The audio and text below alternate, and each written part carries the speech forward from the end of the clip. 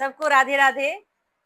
सबसे पहले सभी बहनों को आने वाले हरितालिका तीज की ढेर सारी शुभकामनाएं। आज का यह मेरा वीडियो हरितालिका तीज से संबंधित कुछ विशेष बातों को लेकर है। जैसे कि प्रत्येक वर्ष हरितालिका तीज को लेके सभी के मन में कुछ शंकाएं उत्पन्न हो जाती हैं। कहीं कहीं तो कुछ न, ये सोशल मीडिया ही है जो कि कोई कुछ वीडियो बना के डाल देता है, कोई कुछ। तो अभी तक 26 को हो रहा था कि 26 को ही हड़ताल तीज मनाई जाएगी, लेकिन कुछ लोग उसमें भी कुछ बातें कह रहे हैं कि 27 को होगी। तो आप विशेष रूप से जान लीजिए कि हमारे भारतीय सनातन धर्म में जो उदया तिथि का विशेष मान है, तो हरतालिका तीज का जो व्रत है वो 26 तारीख को ही मनाया जाएगा।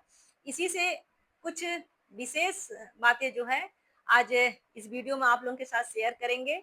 और वीडियो बिना स्किप किए कुछ जो विशेष जानकारी है हरतालिका तीज को लेके उसको पूरा सुनिए, और अच्छा लगे तो वीडियो को लाइक करिएगा और कमेंट में हर हर महादेव लिखिए।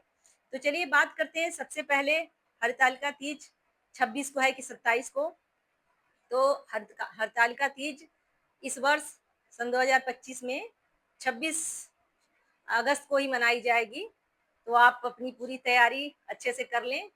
जल्दी जल्दी जो भी अपना श्रृंगार का सामान है, जो भी खरीदारी करनी है, यथानुसार अपने यथाशक्ति अनुसार कर लें।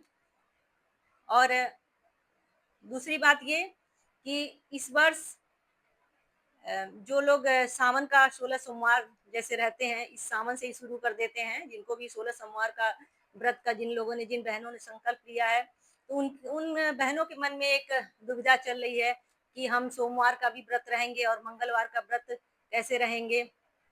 तो सोमवार के व्रत में कुछ लोग तो मीठा फलहार करते हैं, कुछ लोग मीठा हलवा पूरी का भोग लगा के भी प्रसाद करते हैं। तो जैसा आपके वहाँ हो, तो यह 16 सोमवार का व्रत भी तो छोड़ा नहीं जा सकता है। तो आप 16 सोमवार का जो व्रत है स्किप किए बिना उस दिन आप मीठा भोजन करके फलहार करके इस व्रत को रहें। और दूसरे दिन हरतालिका तीज का व्रत भी जिस तरह से हरतालिका व्रत तो निराजल ही रहा जाता है, तो उसको तो आप स्किप नहीं कर सकते हैं। तो आप उस व्रत को भी आप निराजल जैसे करते हैं उसको करें। तीसरी बात ये कि कुछ बहनों, मेरी मोहल्ले में ही कुछ बहनें पूछ रही थी कि अब जैसे बहुत बहनें सोमवार को व्रत नहीं धुलती हैं और मंगलवार को तीज का व्रत है। तो जैसा कि मेरा मानना है, सुहाग के व्रत में वैसे भी जिस दिन व्रत रहता है उस दिन बाल नहीं धुलना चाहिए, क्योंकि हरितालिका तीज का व्रत जो है वह सुहागिनों महिलाओं का सबसे बड़ा व्रत है। तो इसके एक दिन पहले ही अपने बाल को धुल लें और उस दिन सुबह से ही, जिस दिन हरितालिका तीज का व्रत है उस दिन सुबह से ही अपना स्नान ध्यान करके पूजा पाठ करें।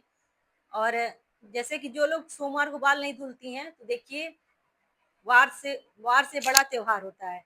तो आप एक दिन सोमवार को ये मत सोचिए कि आज सोमवार है, ये सोचिए कि तीज के एक दिन पहले का कोई भी दिन हो, तो उस दिन आप बाल अच्छे से शैम्पू कर लीजिए। और दूसरे दिन जब हरितालिका तीज का व्रत है, तो उस दिन बस आप हल्के पानी से 1 लोटा पानी बस डाल लीजिए और शैम्पू मत करिए उस दिन। तो ये हो गई बात। और कुछ बहनों का ये है कि कुछ लोग कहती हैं कि जैसे इतने बड़े व्रत में लहसुन प्याज खा के रहें कि एक दिन पहले ही छोड़ दें। तो ये देखिए अपने यथाशक्ति तथा भक्ति, तो जिनके घरों में जैसा हो, अगर हो सके तो ऐसा नहीं है कि बिना लहसुन प्याज का भोजन एक दिन पहले अगर छोड़ दे, तो तमाम तमाम तरह के व्यंजन, बहुत से घरों में तो लहसुन प्याज कभी खाया ही नहीं जाता है, क्योंकि लहसुन प्याज को तामसिक भोजन माना गया है। तो अगर आप सोमवार को बाल धुल लेती हैं तो कोशिश करें कि सब लोग खाएं, लेकिन जिनको निराजल का व्रत रहना है वो लोग अगर लहसुन प्याज एक दिन पहले छोड़ देती हैं तो और अच्छी बात है। ये व्रत जैसे देखिए छठ का व्रत जब मनाया जाता है इतना बड़ा, वो भी तो निराजल व्रत होता है, वो पुत्र का व्रत होता है, पति का व्रत वो भी होता है। तो उसमें तो कई दिन पहले से लोग लहसुन प्याज का त्याग करते रहते हैं। तो ये हरितालिका तीज भी भोले बाबा और माँ गौरा के प्यार का प्रतीक है। तो सभी सुहागिन महिलाओं को एक दिन पहले हो सके तो लहसुन प्याज का त्याग इस तामसिक भोजन का कर देना चाहिए। और बाल जहाँ तक हो सके एक दिन पहले ही धुलें और दूसरे दिन सुबह भी एक बार साधारण रूप से भोले बाबा और माँ गौरा का पूजा करें, जिसके वहाँ जैसे होता हो। फिर शाम को तो सभी के घरों में भोले बाबा और माता रानी का पूरा अच्छे से श्रृंगार करके उनका चौकी आसन बना के सजा के पूजा पाठ होता है और लोग अच्छे से 16 श्रृंगार करके मंदिरों में भी तो जाते हैं। तो जैसा जिसके वहाँ होता हो वैसा करें। अब इसमें कुछ जो नवविवाहित इस महिलाएं हैं, अभी लड़कियां हैं जिनकी शादी हुई है, उनके मन में काफी कुछ प्रश्न रहते हैं कि इस बार हम व्रत उठा सकते हैं कि नहीं उठा सकते हैं और मतलब जो मेरा जो सुहाग का जोड़ा है उसको पहने या दूसरी साड़ी हम पहन सकते हैं। तो देखिए मन में कोई संदेह और भ्रम न रखें, इस बार भी बहुत अच्छा मुहूर्त है।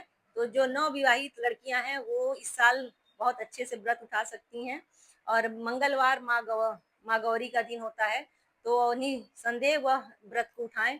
और रहे नए वस्त्र पहनने की बात, तो यथाशक्ति जिसके पास जैसा हो। वैसे पहला व्रत तो अगर नवविवाहित लड़कियां सुहाग के जोड़े के साथ करें तो और अच्छा है। और पांचवी बात ये कि कुछ बहनों का मासिक धर्म आ जाता है जब इस व्रत के एक दिन पहले, तो उसमें भी बहुत संदेह हो जाता है कि नए वस्त्र धारण करें कि ना करें। पूजा तो देखिए दूसरा दिन रहेगा तो भोले बाबा का पूजा तो वो जल नहीं चढ़ा सकती हैं, नहीं कर सकती हैं। लेकिन हाँ, इतना बड़ा यह महिलाओं का जो सुहागिन महिलाओं का निराचली व्रत सबसे बड़ा यह पति के लिए व्रत होता है। तो इस व्रत को पूरे मन से करें और श्रृंगार तो पूरा करें। ये है कि इस दिन अगर मासिक धर्म में है तो अपने श्रृंगार जो जिस जिस सिंगोरे से शादी हुई होती है उसको नहीं छूना चाहिए। उस पे दूसरा आप डिब्बी में जो पीला सिंदूर रोज यूज करती हैं उसको लगा लें, क्योंकि सिंदूरा जो होता है वो एक पूजा का सामान जैसे होता है, उसी तरह जब आप सब साफ स्वच्छ रहें तभी छुएं। चलिए अब आगे बात करते हैं कि जैसे एक बहन थी पूछ रही थी कि दीदी अगर हमारे घर से मंदिर दूर है और हम मंदिर न जा पाए तो घर पे कैसे पूजा करें। तो मैं पिछले एक साल पहले जो वीडियो तीज के पहले डाली थी कि अपने घर पे ही खूब अच्छा सा आसन लगा के उस पे भोले बाबा माँ गौरा के साथ का उनके परिवार का जो अगर मूर्ति है आपके पास उसको अच्छे से सजाएं, अच्छे से रखें और उनको उनका अच्छा सा खूब सिंहासन आसन तैयार करके उनको फूल माला से सुसज्जित करें और उनको वहीं पे अपना भोग प्रसाद जो भी लगाएं, आरती करें। तो वही जो पुण्य आपको मंदिर जाने से मिलेगा वही आपको घर बैठे भी वही पुण्य प्राप्त हो सकता है। तो इस तरह का मन में न रखें कि हम मंदिर नहीं जाएंगे तो हमारी पूजा पूर्ण नहीं होगी। तो आप भगवान देखिए भाव के भूखे होते हैं। अगर आप भाव से और इस व्रत को अपने पति को समर्पित करके पूरे उत्साह से इस व्रत की तैयारी करें, इस व्रत को पूरा करें। चलिए इस इसमें कुछ बहनों का ये भी मानना होता है कि कहती हैं कि क्या सब कुछ नया और कोरा ही पहने। तो ये देखिए ये कोई जरूरी नहीं है कि आप सब कुछ नया पहने। हाँ, कुछ सुहाग के सामान जो होते हैं अगर आप यथाशक्ति आप सामर्थ्यवान हैं तो आप बिछुआ है, पायल है और एक वस्त्र के रूप में अगर चुंदरी है, साड़ी है, अगर नई है तो माँ गौरी को पहले समर्पित करके उसके बाद से अपने धारण करें तो बहुत अच्छा है। अगर नहीं है आपके पास तो भी कोई बात नहीं है, जो भी वस्त्र उस दिन पहने पूजा के समय, विशेष पूजा के समय वह साफ हो, स्वच्छ हो, एकदम धुला हुआ हो। ध्यान दें कि उस वस्त्र को मासिक धर्म में न पहना हुआ हो सके तो इस इतने बड़े व्रत में इतने जो यह महिलाओं का सबसे बड़ा व्रत है भोले बाबा और माँ गौरा के प्यार का प्रतीक, इस व्रत को हो सके तो नया वस्त्र अगर धारण करके विधिवत पूजा करते हैं तो और भी इसका फल मिलता है। बाकी यथाशक्ति आप देख लें, अगर नहीं भी है तो आप शुद्ध साफ स्वच्छ धुले हुए वस्त्रों को धारण कर सकते हैं। चलिए अब अंत में बात करते हैं इस पूजन का जो मेन पारण का समय क्या होता है। तो देखिए कई जगहों पे कई तरह से व्रत रहे जाते हैं। तो जैसे हम लोग के यहाँ तो दिन भर निराजल व्रत रह के रात में जब मंदिर जाके पूजन करके आके जब तारे निकल जाते हैं तो उनको देख के हम लोग एक बार एक गिलास पानी पी लेते हैं। और बहुत क्षेत्रों में ये निराजल व्रत पूरा मतलब आज भोर से शुरू होकर कल भोर तक, सुबह तक रहता है। उसके बाद ही लोग भोर में ही माँ गौरा को हलवा पूड़ी का भोग प्रसाद लगा के उसके बाद ही लोग पानी पीते हैं। तो आप देख लें कि आपके यहाँ किस तरह का होता है। तो ज़्यादा सुनी सुनाई बातों पे ध्यान न दें। इस व्रत को पूरे विधि और पूरे मन से महादेव और माँ गौरा के ध्यान में रख के करें। और रही बात इस व्रत की तैयारी की, तो इस व्रत की तैयारी तो सभी की काफ़ी दिनों से चलती है। तो चलिए खूब अच्छे से हरतालिका तीज का व्रत करें। और हाँ, खास करके जो गर्भ गर्भावस्था में महिलाएं हैं, तो उन लोगों को तो हो सके तो इस व्रत में जितना भोर में भी अच्छे से सरगी ले लें और शाम तक इस व्रत को मतलब खोल लेना चाहिए। एक बार शाम की पूजा करने के बाद जल फलहार कुछ ले लेना चाहिए। अगले वर्ष से फिर आप इस व्रत को, अगर आपका निराजली भी रहा जाता है, तो अगले वर्ष से फिर आप इस व्रत को पूरा निराजल कर सकती हैं। तो बस अपने शरीर का ध्यान रखते हुए इस व्रत को पूरा पूरा करें और 16 श्रृंगार करके तैयार होके महादेव और माँ गौरा की पूजा करें। सबको फिर से हरितालिका तीज की ढेर सारी शुभकामनाएं। हर हर महादेव।